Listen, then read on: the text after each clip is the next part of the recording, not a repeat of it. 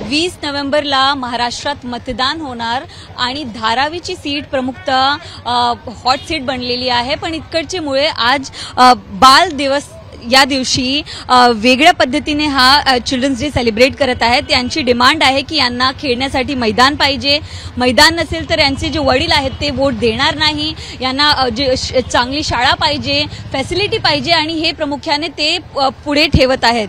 Children's डेच्या दिवशी यांची डिमांड पुढे ठेवण्यात आलेली आहे। पेरेंट्स आमच्या सोबत आहेत, काय म्हणणार की चिल्ड्रन्स डिमांड करत आहेत, ते म्हणत आहे की इलेक्शनमध्ये हे पेरेंट्सना डिमांड्स बघावं लागणार, तुमचं काय मत आहे? काय म्हणणार? धारावी सारख्या विभागामध्ये बरेचसे विद्यार्थी ते चांगल्या शिक्षणापासून वंचित आहेत। त्यांना चांगलं शिक्षण मिळावं, त्यांचा चांगला विकास व्हावा, त्यांना खेळण्यासाठी चांगलं मैदान हवं। जास्तीत जास्त आपला धारावी विभागातली मुलं जास्तीत जास्त चांगल्या ठिकाणी जाऊन शिक्षण घ्यावं, भारतात नाही तर भारताच्या बाहेर सुद्धा त्यांनी शिक्षण घ्यावं आणि त्यांना जी सुखसुविधा असते ती उपलब्ध करून द्यावी, हेच आमच्या धारावी वासियांकडून मी। ते बघून तुम्ही वोट करणार? ते बघून नाही, पण त्यांचा विकास आता होतोय, आणखी विकास झाला, वोट तर करणं माझा अधिकार आहे, तो मी करणार। ओके आपल्या सोबत मुले पण आहेत, काय डिमांड आहे तुमची?